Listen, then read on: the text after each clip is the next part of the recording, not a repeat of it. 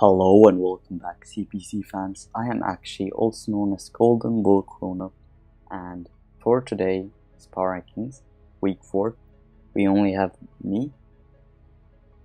This is because Volume can't record today, and I couldn't record on Wednesday, so it was kind of hard to schedule a good time, and I can't over the weekend, so I'm just here by myself.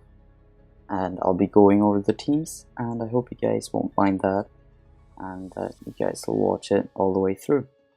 Anyways, starting us off, we have Damon at 16, who'll actually be leaving the CPC after this week, as Neo will replace him.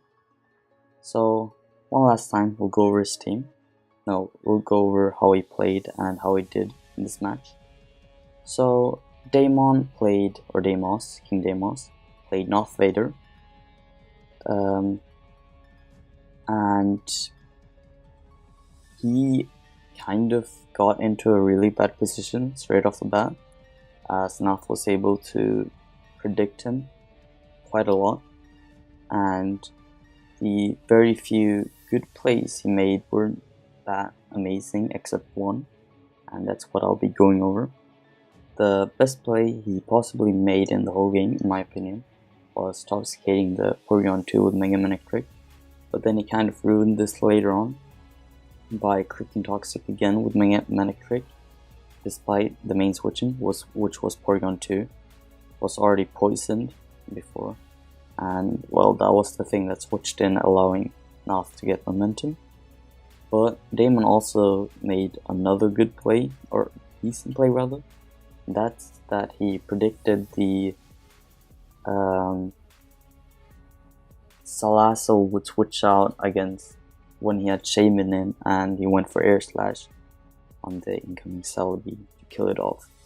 All in all, I feel like Damon did his best, but he should have played a bit more aggressively, so he could have gotten back into the game. After Nath had made so many great offensive and aggressive plays early game. Anyways, hope you have fun in your normal daily life, Damon. We'll be missing you. Now at 15th, I have A12. As for A12, he was placed in the back foot after a Porygon Zed play from Joe's, which I'll be going over more thoroughly when I get to Joe's. But before we get to Joe's, I just have to say that like A12 had his Heracross in, as they had exchanged quite a few kills, and this was when Porygon Zed came in, and A12 predicted the Porygon Zed to switch out and finally saw it as a time to get momentum, so he doubled out or U-turned, I don't quite remember. And Porygon Zed stayed in and kind of got a ton of damage on the other Mon. That came in. And yeah, this forced A12 to be placed in the back foot, and he never really did anything about this, as he didn't make any offensive plays or other aggressive plays to get back into the game. And he also lost Zapdos due to Bronzong later in the game, and this was because Zapdos was toxicated by Bronzong. I'll get into the game, or I'll get into that play when I get to Joe's. And he never really played aggressively to get back from those two plays, and that's why he lost. I can't say much for A12, moved him down a spot. I can't really see much he did really well, and yeah, that's about it for placing him there. Next up we have Carson, aka Golden Centurion. Golden Centurion probably prepped as well as he did last week, but he kind of did worse this time due to him playing one of the most highly rated players on PRs, and yeah, he did bring some nice prep though, like Focus Blast Thunderous Terran turn 1, almost going Hydra, but Hydra did something back, which I'll get into later on Jake, and Golden Centurion Carson also made a bad choice of sacrificing 2 of his mons to Metagross, when he always had Mega Venusaur who could potentially tank 1 and Oko the Metagross back. And he also had quite a tough time dealing with Jake's sweepers reliably later on, but this could be somewhat judged as a semi-bad play, or semi-bad prep, because he sacked his Thunderous turn 1 against the Hydra, and if this was his reliable way of kind of dealing with other mons, I feel like it was kind of a stupid play to stay in and go for the Focus Blast turn 1. So it's a 50-50 on his good play and bad play. But then again, he did kind of come back after a Stone Edge miss and a few toxic misses, as he brought it down to a 0-1 loss against Jake. So I moved him up, as he did show some kind of promise like last week, but last week Styx had the game, and this week Jake had the game no matter what. So yeah, that's about it for Golden Centurion Carson. Now for my 13th, we have DD Cad, and DD played a newcomer, or rather a turning coach, Gypsy King, and he was kind of placed on the back foot straight off the bat as Celesteela was in, and he didn't really seem to have any switch-ins, but he did bring in the Xatu against Celesteela, which was kind of unexpected because that was a sweeper-ish Celesteela. Could have just swept him from there, but it didn't seem like he really chose his mons, or chose his mons right to check or counter the sweeps. And well, this Xatu play led him to be able to set up Tailwind and then bringing in SD Chomp, or bringing Chomp and SD Meowth and getting a kill against Mesprit, which is always nice to see. But he did end up sacking his Chomp, which was kind of odd, as I thought that would be Scarfed or something for sure, as Gypsy always had the Dragon Dance Megastar decks. And yeah, after these plays and his semi not optimal prep, he got swept by DD Star decks, and that's why I feel like his prep for the offensive mons of Gypsy weren't good enough for this game, especially against someone that is pretty good in the format. Now for my 12th spot, I have Chime. I moved Chime down 2 spots. This was because he lost to Ricepool, who I also had quite low, and the loss wasn't that bad, as Chime had a pretty bad matchup or lost in prep. But he did bring some nice sets like Belladrum Magmar to ensure scaring out Hoenn and getting a kill. And he also brought Tangaberry Slowbro with Flamethrower for Mega Zizor. And finally, when he was in the losing position, he made the right play to try and get back into the game though it didn't work out, he still did well by setting up with Thunderous Incarnate, Nasty Plot against a +1 Suicune, as it was his last ditch effort to win the game. And yeah, Rice Pool and Choke, so he lost. But yeah, that's about it for Chime. I think I'll be going over the weird part of this match when I get to Rice Pool, so wait a bit on that. Anyways, next up we have Joey, aka 681 Shadow, our commissioner.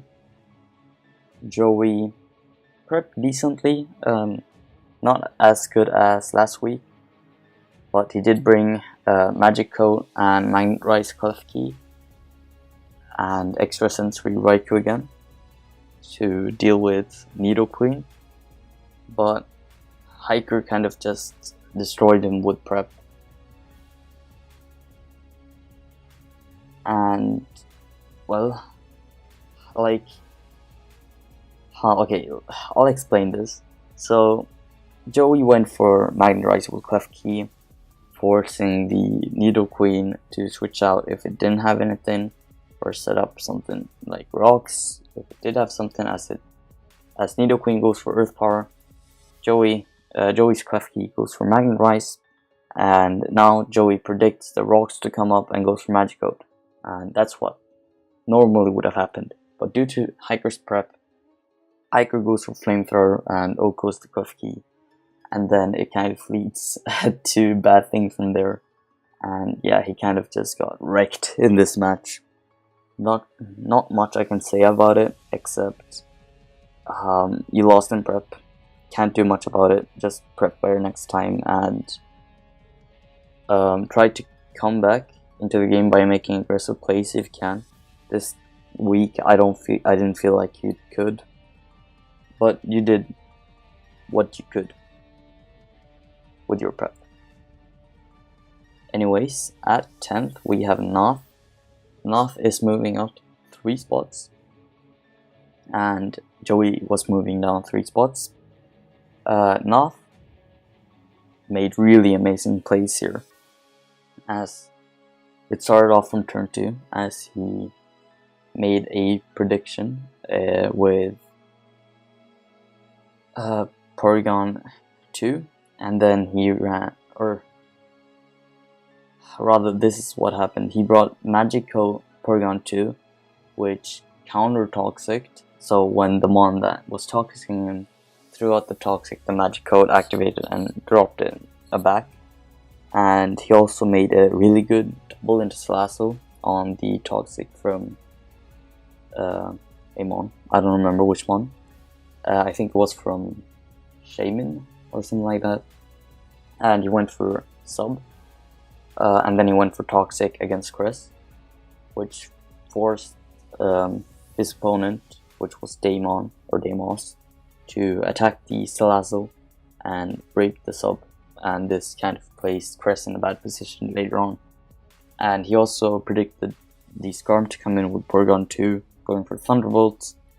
And these earlier turn plays mattered a lot when winning him the game.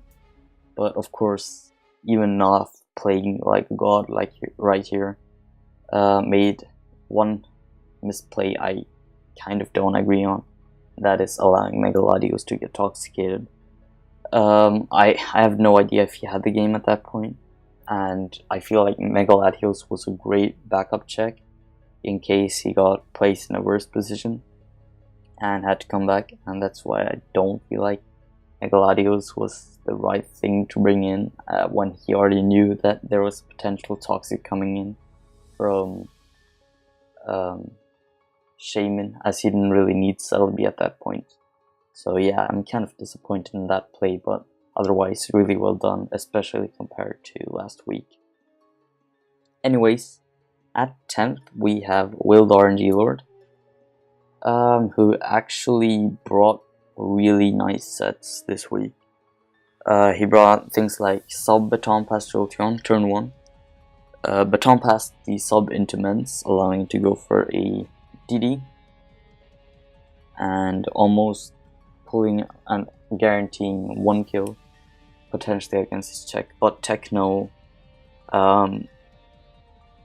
probably expected this to come as he switched into Tapu Fini and then doubled out, wasting the Men's C move, Fly Supersonic Sky Strike, and Will also brought Hidden Power Fire Blastoise, which also had Mirror Coat for Tapu Fini, and at the end he showed off the Shuka Berry Jolteon he ran, which allowed him to come back into the game at some point, as he was able to leave the Earth Power from Landorus Incarnate, kill it off with Hidden Power Ice, and then let the Fini to come in and go for Thunderbolt, which didn't OHKO at that point.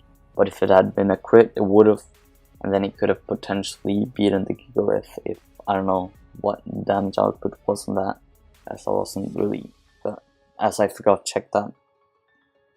But yeah, that's pretty good. But he did make a kind of bad play, and that's going for Mirror Coat with Blastoise the first time, which was fine. And then he went for Mirror Coat again against Tapu Fini, and this allowed Tapu Fini to set up to +1. I felt like Techno would have guaranteed switched out or gone for a set move or taunt or whatnot. Taunt wouldn't have worked, of course, but something else. And yeah, this kind of allowed Fini to set up to +1 for no reason, which was bad. But then again, Will had a check for Fini, which then kind of got destroyed, which I'll get into when I'm at Techno. Anyways, that's about it for Will's game. Now for my number 8th placement, Gypsy. Gypsy is the replacement for Fallop. I moved him up 4 slots from Fallop's position, and that's why he ended up here. Gypsy played really well this game, as he started off well by, for example, scouting the Rocky Helmet Satu, going for Pursuit with Crook against the +1 Mon, OHKOing it, +1 Salamence, I think was, no, +2 Chomp, yep, that's what it was. Going for Pursuit with Crook against +2 Chomp, guaranteeing the OHKO, and then scouting the Cobalion with Latios, though it wasn't really necessary in my opinion. It was nice, as you got to know that it was especially defensive, I'm guessing. And then he chose a nice time to bring in the Sardex and Dragon Dancing twice, and spamming Roost to ensure a full-on sweep with Sardex. And yeah, that's about it for Gypsy. That was a pretty intense game and a well played out one. Anyways, at number 7 we have yet another winning team. We have Ricepool Johnny, who won against Chime. This could have been because of the matchup or the prep. Anyways, I'll be getting into how he played the game and how a specific thing happened. So Johnny led with Sash Mienshao with knockoff, which ensured him to get rid of the Eviolite on Doublade without getting OHKO'd, and he also made a good choice in setting up rocks when Chime, his opponent, didn't have any remover that was brought. Also, he made a nice play by setting up an SD against the Doublade that had lost its knockoff, or lost it if you like, allowing him to do some damage. As if it wasn't for the Tangaberry Slowbro, he could have potentially gotten a kill or two. And next up, we have the fun part of the game, and that is that Ricepool chose a nice time to set up with Hoenn, +1 Hoenn, +1 special attack and +1 special defense. And due to the some error, Suicune got inner focus, and thus Chime's fake out and flinch it, and Rice Pool was able to get a Scald off, which fortunately didn't burn. And then Chime got to make a play, as this was an illegal move, of course, as Rice Pool just allowed him to go for a jump kick, as he would go for Shadow Ball as they had planned this out, because Suicune should have had pressure actually. And as Chime goes for high jump kick, he misses, and yeah, he kind of just lost from there. But Chime did make the right play by going for Thunderous Incarnate, which I discussed earlier, and going for the +2, or going for the nasty plot. And Rice Pool kind of didn't choke here, as he went for Scald with Hoenn, and sweeping the rest of Chime's team. And yeah, there's not much I can say about his bad plays, except that was a very interesting match to see. Next up we have Abe, who actually dropped 4 slots and is now at 6th. He played Styx, TTM Styx. Abe played decently, and his loss mainly came because of his team not having good, or having a hazard remover, or now it does, as he has Swallow, but he didn't really bring it this week, or he did bring this week but didn't really use it as a defogger this week, in game at least, as it allowed Styx to set up T-Spikes and rocks against him, forcing Abe to make consistent switches. And yeah, this kind of just lost him the game, as he did make a few good plays though, like sacking off the Rotom Wash, as was already weakened to damage Crobat and do damage against the Mega Kang with T-Char. And he also doubled into T-Char on Bat, so that he could probably Yoko it. But this this didn't really matter, as I'll be talking about it when I get Styx. Anyways, at number 5 we have Jost, who won against A12. Jost made a very aggressive play, which gained him a lot of momentum, and this was him staying in against Heracross with Porygon Z, and then going for Toxic with Bronzong after setting up rocks to force the Zapdos to come in, and going for Toxic, making the Zapdos go for Defog, and then setting up rocks again. And yeah, that exchange happened a lot until Zapdos finally got whittled down by Toxic and the final rocks were set up.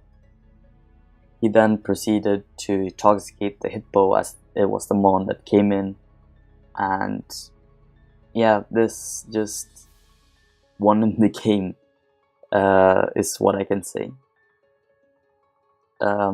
So I moved him up, and because the others moved or won the matches as well, I couldn't really do much but move him up 1 slot. So there you have it. That's why I moved him up with 1 slot.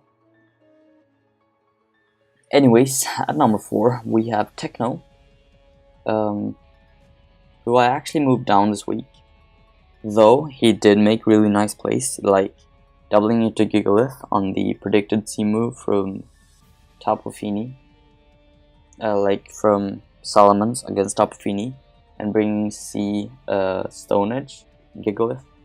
Anyways, it was a C Rock move, and he also made really nice doubles from Ferrothorn into Gigalith against Alolan Muck to get rocks up against Dougie, so that it would get damaged. He also managed to kill off the Dougie, as he predicted it to set up rocks against him instead of killing him. Not that it really mattered, as it didn't seem like Gigalith would come in handy from then on. And he also brought a pretty nice Scarf Lando Incarnate. For example, Scarf Lele and +1 Mens, as well as Jolteon. But the reason for me moving down Techno, not because he really made any misplays, but it's because he had to make so many aggressive plays to barely hang in there against Will, who has a pretty strong team, which I'm kind of iffy about. So I hope that Tech won't need to make so many aggressive plays to kind of get back into the game, as I hope he'll only need to choose the right place and bring the right prep to win these games from now on. Or else I could see him moving down at least 1 or 2 slots more. Anyways, at number 3 we have Hiker Pad, JK Hiker Toad, who actually fought 681 Shadow. He kind of just destroyed 681 Shadow Joey with his prep. As I finally get to discuss this, I'm quite happy. So Hiker brought Flamethrower Nidoqueen, very unordinary, but this allowed him to full-on counter the Magic-Code Magnet Rise Klefki Joey brought. And he also brought Thunder Punch for Mantine, which was fully unexpected, as when Joey sent it in, it just O-coded ASAP. And then he also managed to kill off the Raikou, even though he took an extra sensory to face Nidoqueen's that bulky. So with this, he was 6-3 up in the game. And then he also revealed some other nice prep, like Reflect Starmie as a great counter/check for Mega Gallade, and he brought said move Torn-T with Taunt to ensure taking down Torkoal and not allowing the Zygarde 50% setup with DD or Coil or Sub even. And he ensured the full-on destruction by switching out into Alolan Executor after already scouting what the Zygarde 50% set was, which was banded. And yeah, there's nothing that bad that I can say about Hiker, and I can see him staying here a while if he preps like this and just plays safely like this against players that might not be as great in prep or might not be as experienced as him. As I'm very happy about how he prepped this week, as I haven't really seen this much prep from him before in CPC. Anyways, moving on, we surprisingly have Jake at the 2nd slot. So, you guys might be asking, why is Jake placed 2nd when he won the game and when he was 1st last time? Okay. So let me explain. I placed Jake on the 2nd slot because Styx, who I placed on 1st slot, was the replacement for Rob. Rob in week 1 was number 2, and in week 2 he didn't get to play his match against TC. And then week 3 Styx came in, won a game, and now week 4 Styx won a game again against a really good player, Aberforth. And this forced me to think about it, and I thought, hey, Styx won 2 games, showing off that he could be as good off as Rob was. And since he also has an undefeated record, and because he was technically before Jake from the start, I'm just gonna put him above Jake here. So yeah, that's my explanation for placing Styx above Jake. Now for Jake. So Jake, once again, brought really nice prep, like Head Smash Hydra turn 1. Very nice to bring down one of the biggest offensive threats, or the biggest defensive checks, or offensive checks, my bad, in Thunderstorm against his team.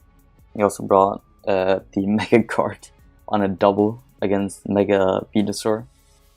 going for Focus Blast, and then he also set up rocks with Seismitoad at the right time to ensure that Empoleon would defog against Mega Guard, allowing him to drop a Focus Blast against Empoleon. He also brought a very nice, unexpected Rock Polish Metagross with Earthquake, Meteor Mash, and Sun Headbutt. And this one almost pulled off a sweep, as the Mega Venusaur barely lived at 2%, allowing it to kill off the Metagross. And then he also brought a very nice Sky Attack Power Herb Stone Edge Hawlucha, which would have swept if it weren't for the Stone Edge miss. And due to this, he almost lost, but he was kind of in control for the whole game, as he saved the right Mon to take down the right thing at the end, as it was Manphy against Weavile at the final turn. So yeah, that's why I placed Shake this high and why I moved him down. Now for our final top placer, we have TTM Sticks at number 1. So about last week, I got a comment from Sticks saying that he wanted to point something out, and that's an error from our part. And that is that Caesar was actually banded with Superpower, which would have allowed him to OHKO the Weavile and then OHKO the Blaziken right after. No matter, as you already knew that it was an offensive spread. And yeah, thanks for pointing that out, as it really came in handy in placing you at first. Right now, without it, I don't know how I'd have placed you this week, to be honest. And yeah, anyways, you played really well this week, especially against a high caliber opponent, in my opinion, as you brought Toxic Spikes and Rocks for Aberforth, expecting him not to bring removal or putting on so much offensive pressure so that he couldn't bring in his remover to remove the hazards.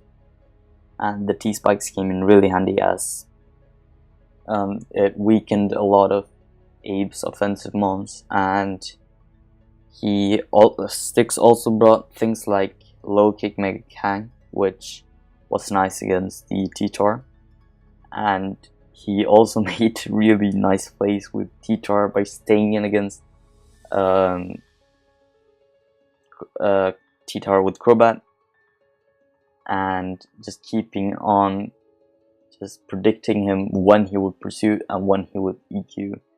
And this later on, and these kinds of playings with Crobat allowed him to later on win the game for him in I don't remember what the score was, but in a fashionable way, is what I like to say. Anyways, thanks a lot for watching, even if it was only by myself this week. I hope you enjoyed, and I hope you look forward to the week 5 power rankings. Anyways, see you guys around. Peace.